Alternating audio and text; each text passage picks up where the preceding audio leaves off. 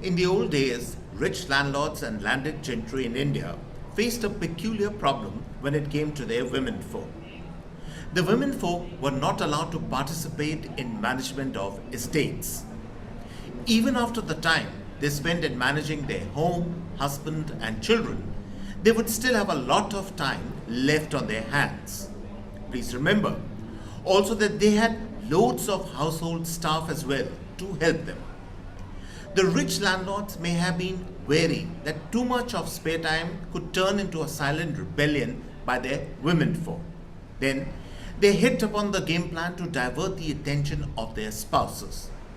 They actively encouraged them to spend time in purchasing, altering, or modifying jewelry pieces and sets.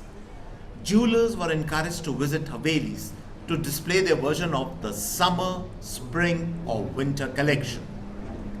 Dealing in jewelry and precious stones became all-time consuming passion for many of the women folk.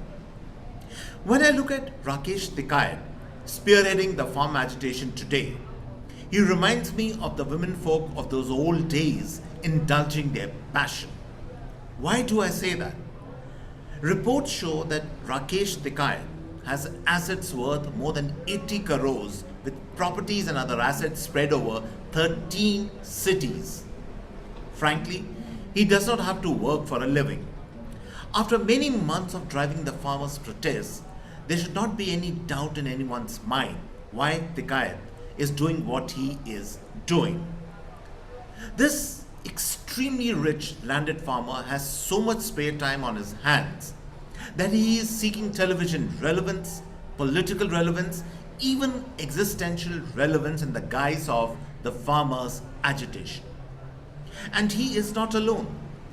There are hundreds of rich, powerful landed Punjab farmers who have rented out their farmlands, sent their children abroad to Canada, and own properties and houses in Delhi. Their plots of land are worth crores of rupees. It is their vested interest that no degree of crop diversification takes place on their lands so that they can corner a high return on investment or MSP on wheat and paddy alone.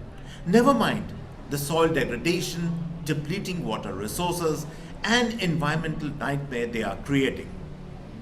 They simply want a continuation of the old order and earn rental income sitting in their plush, air-conditioned homes in Delhi. They are funding and backing the agitation because, like the zamindars of old, they want status quo to continue and the rental incomes from their farmlands to keep coming in. And then again, like the egoistic zamindars of old, they seek entitlement and unleash their farm hands on the streets to agitate at the first signs of any kind of reform the government could be thinking about or contemplating. This is what really Tikait and Company are up to.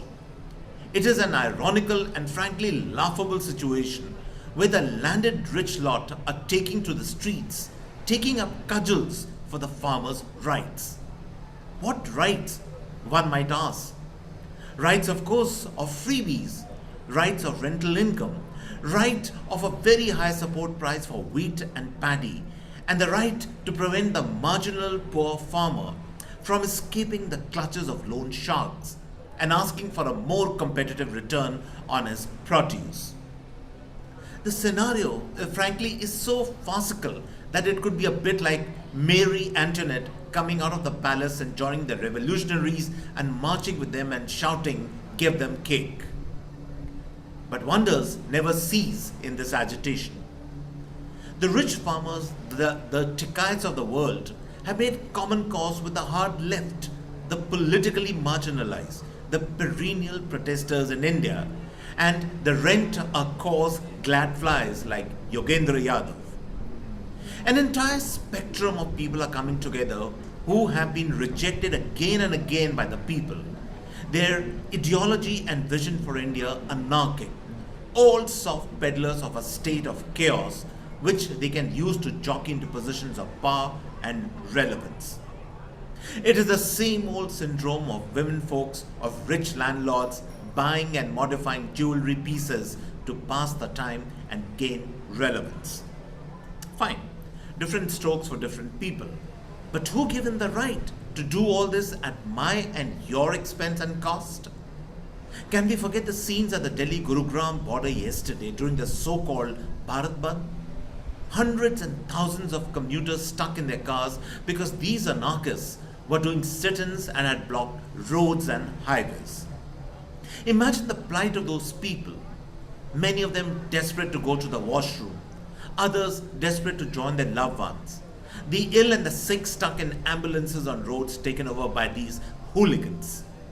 And make no mistake about it, the only weapon that these hooligans have is a threat of blackmail, coercion and intimidation and equivocation of words and demands. And what about the central government? When will enough be enough for the central government? Do we, the ordinary citizens, have no rights? Can our roads and highways be blocked by these hooligans? Are we forced to suffer the so-called Bharat Bandhs? Because otherwise their dukan of lies and intimidation will close and be shuttered. Finally, let me leave you with an image that tells you the entire story. Sometime back when heavy rains had hit Delhi and surrounding areas, there was a shot of Tikait lying on his side in a waterlogged street, submerged in water, grinning in an imbecilic manner, posing for the cameras. Keep this image in your mind and think about it and ask yourself this question. Why do we turn to Modi again and again? And why do we reject again and again the likes of the Tikaits of the world? This is Juggi Bhasin signing off. Hope you have all enjoyed this episode of the CAA Show, in which CAA is, of course, conversation and analysis.